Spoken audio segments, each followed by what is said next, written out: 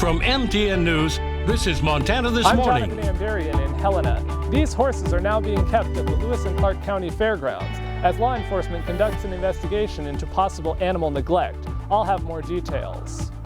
You didn't get the chance to go to it last year, but it's back this year. I'm Annie Johnson with everything you need to know about music on Main Street. Good morning, happy Wednesday. Holly Brantley here with Matt Elwell, and it is just looking like it's going to be a sunny, gorgeous day, Matt. Temperatures should be warming up pretty quickly throughout the morning, the afternoon. Fabulous. Right now, most areas into the 40s. A couple of 50s showing up on the board. 36 in West Yellowstone this morning. Our temperatures as you head throughout the day should warm up quickly for a couple of reasons. A, we're going to see more of a south wind. B, we're going to see a ton of sunshine throughout the day today. It looks like these temperatures should warm quickly into the 80s for Bozeman and Butte for today. Oh, a little spider friend meeting us this morning. We're going to talk more about how warm it'll be and the likelihood of seeing rain. That's all coming up out on the Billion Auto Weather patio in about 10 minutes. Great. Thank you, Matt. Well, the Memorial Day weekend is commonly called unofficially the start of the summer season, but it also marks the start of the 100 Deadliest Days, the period that averages the highest number of fatal crashes. MTN's Sam Hoyle spoke to the Montana Highway Patrol about how it is working to bring those numbers down this summer.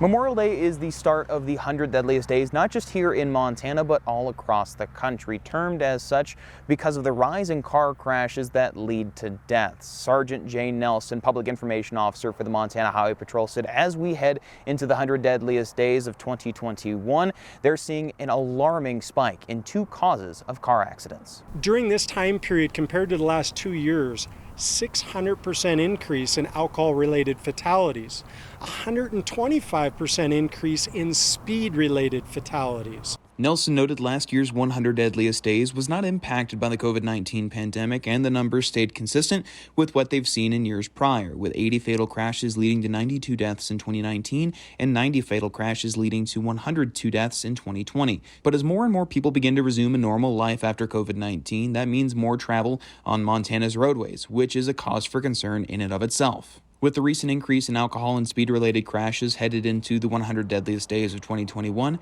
MHP and local authorities want to do everything in their power to keep people safe on Montana's roadways, including a larger presence. We're pushing out as many troopers as we can on overtime shifts, on regular shifts, looking at alcohol-related be it violations, crashes, as well as speed-related. I mean, we're going to be out there and we're going to do everything we can at the Department of Justice to lower those numbers so that every family goes home safely.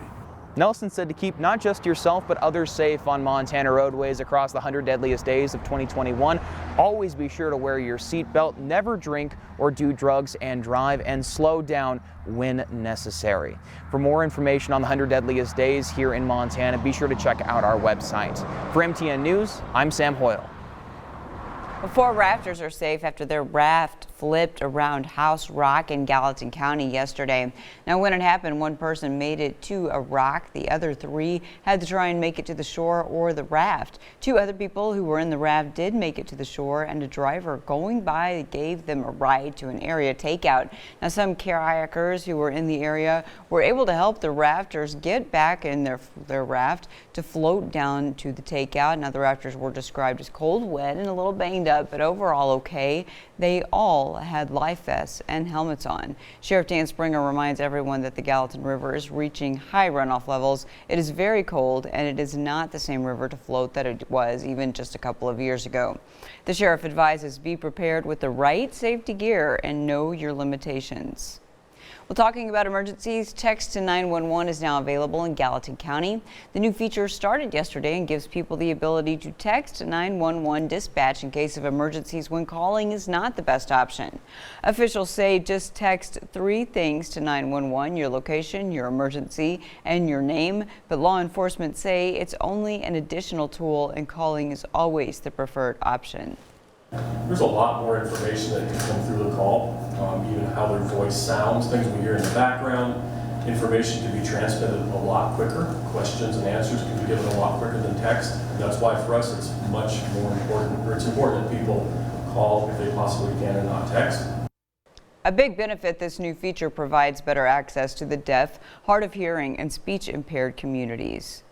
Well, the Lewis and Clark County Sheriff's Office seized dozens of horses as a part of the investigation into animal neglect. MTN's Jonathan Ambarian was at the fairgrounds as the animals were being delivered.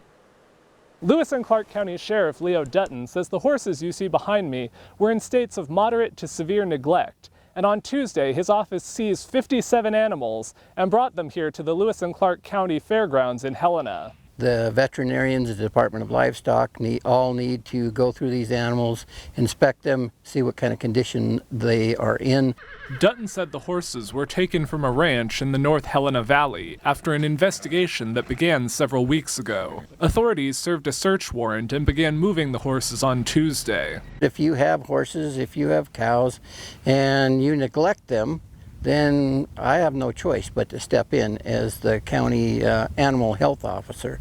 Dutton said this is one of the biggest animal neglect investigations in his more than 30 years with the sheriff's office. He said they got help in moving the horses from the Forest Service, livestock, animal control, and volunteers from local ranches. So far, no arrests have been made and no charges have been filed. Dutton said the investigation is ongoing. He said his office will have to hold and care for the horses while any court case goes on. He said they have already purchased some hay, but veterinarians estimate they will need about 1 ton per day to take care of these animals. Dutton asked that anyone interested in helping provide hay contact the sheriff's office at 406-447-8204.